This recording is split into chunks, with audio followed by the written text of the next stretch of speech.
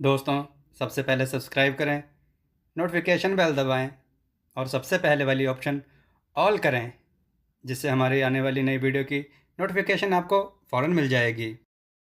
जय श्री राम भक्तों। दोस्तों, आपको हमारी कथाएं कैसी लगती हैं हमें ज़रूर बताया करें। कथाओं को लाइक करें और शेयर भी करें। चलिए कथा की ओर चलते हैं। आज की कथा है मछुआरे का राजकुमारी पर दिल आना और राजकुमारी तथा मछुआरे की माँ। आइए कथा श्रवण करें। मंगलपुर में एक राजा राज्य करते थे। उनके रूपसी नाम की अप्रतिम रूपवती एक कन्या थी। एक बार वह राजोद्यान में खेल रही थी, तभी एक मछुआरे के बेटे की दृष्टि उस पर पड़ गई। सुबल नाम का वह मछुआरे का बेटा उस राजकुमारी को देखकर प्रेम से व्याकुल हो गया। घर जाकर वह शैया पर निश्चल होकर पड़ गया और तब से उसने मछली मारना भी छोड़ दिया। भोजन करना तक उसने त्याग दिया और किसी से बातचीत करना वो तो बहुत दूर की बात हो गई थी। अपने पुत्र की यह हालत देखकर मछुआरे की माँ बहुत दुखी रहने लग गई थी। वह सोचने लगी कि आखिर मेरे पुत्र को क्या हुआ है। वह उसकी पीड़ा को देखकर स्वयं पीड़ित होती। एक दिन जब उसकी माँ ने उससे कुरेद कुरेद कर पूछा कि बात क्या है, तो उसने अपने मन की बात माँ को बता दी। उसकी माँ ने अपने बेटे से कहा, बेटा तू चिंता मत कर, मैं तेरा काम साथ दूंगी, बस तो निश्चिंत होकर भोजन कर ले। फिर मैं राजकुमारी से तेरा मिलन कराने के लिए निकलती हूँ। माँ की बात मानकर सुबल ने भोजन किया। उसके पश्चात मछुआरे की माँ ने एक टोकरी में अच्छी से अच्छी मछलियाँ रखी और राजकुल पहुंची। रनिवास के द्वार पर पहुंचकर उसने दासियों से कहा कि मैं राजकुमारी के लिए कुछ उपहार लाई हूँ, उसी को अर्पित करूंगी। दासियों ने भी उसे राजकुमारी के सामने पहुंचा दिया। मछुआरे की माँ ने राजकुमारी को मछलियां अर्पित की और कुछ देर राजकुमारी से मीठी मीठी बातें भी की। फिर तो वह प्रतिदिन राजकुमारी से मिलने जाने लगी और मछलियों का उपहार भी राजकुमारी के लिए वह ले जाती। एक दिन उसने राजकुमारी से कहा, राजकुमारी जी, मुझे आपसे एकांत में कुछ कहना है। राजकुमारी ने अपनी सखियों और दासियों को बाहर भेज दिया। तब उस मछुआरे की माँ ने राजकुमारी से कहा, राजकुमारी जी, मेरे बेटे ने आपको एक बार उद्यान में घूमते टहलते देख लिया। तब से वह आपके बिना व्याकुल है। एक बार आप उसे देख लें, स्पर्श कर लें, तब तो वह कदाचित जीवित बचेगा, नहीं तो प्राण त्याग देगा। मछुआरे की माँ की बात सुनकर राजकुमारी लजा गई, फिर सोच में पड़ गई। मछुआरे की माँ फिर उससे पूछने लगी। तब राजकुमारी ने कहा, अच्छा, अपने बेटे को गुप्त रूप से रात में मेरे कक्ष में पहुंचा देना। इसके किसी को भी कानो कान खबर ना हो।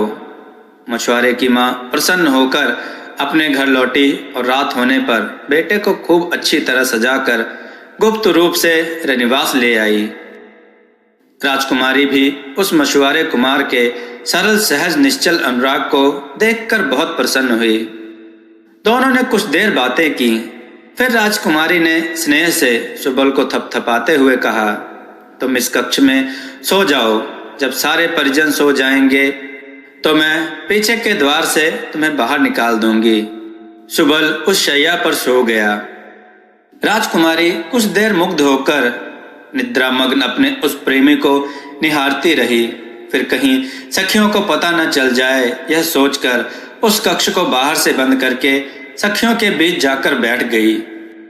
थोड़ी देर में ही सुबल की नींद खुल गई। उसने देखा कि राजकुमारी का कहीं पता नहीं है, तो वेदना के कारण उसने तुरंत वहीं प्राण छोड़ दिए।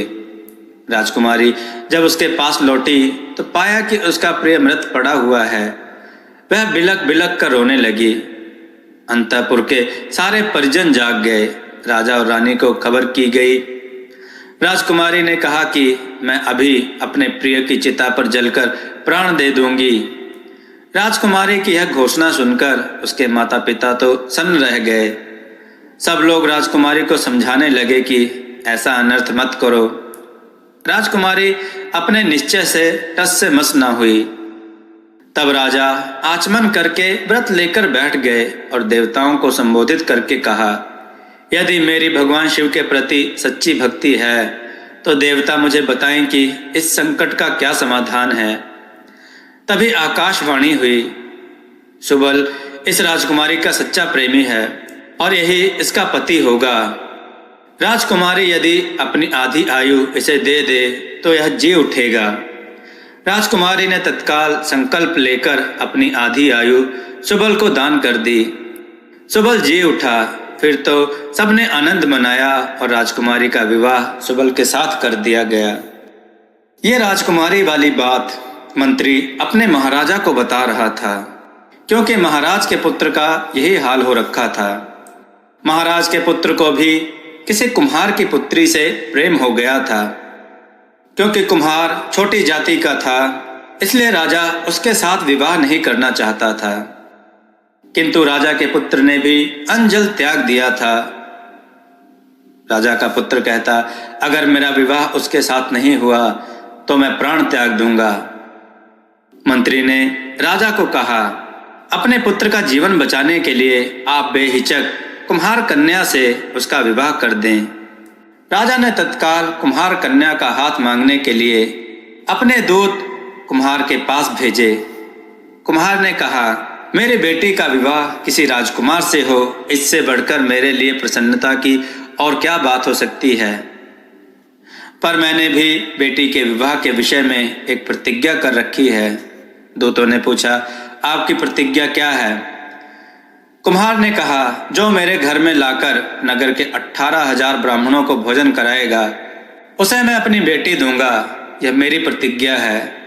दूतों ने आकर कुम्हार की शर्त राजा को बताई। तब राजा ने राज्य के सभी ब्राह्मणों को बुलाकर कहा, मेरी आज्ञा है कि आप लोग सबके सब जाकर कुम्हार के घर भोजन करें। यदि आप ऐसा नहीं करेंगे तो अच्छा न होगा। नगर के सारे ब्राह्मण राजा की यह बात सुनकर घबरा गए।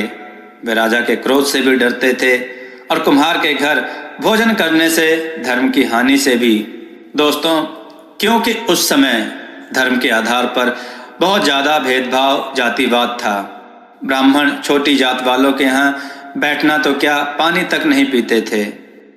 चलिए कथा की ओर चलते हैं। तब वे सबके सब महाकाल के मंदिर में गए और महाकाल से प्रार्थना करने लगे कि भगवान हमें इस संकट से बचाएं। तब महाकाल ने उन्हें दर्शन देकर कहा, तुम सब लोग कुम्हार के घर बेखटके भोजन करो।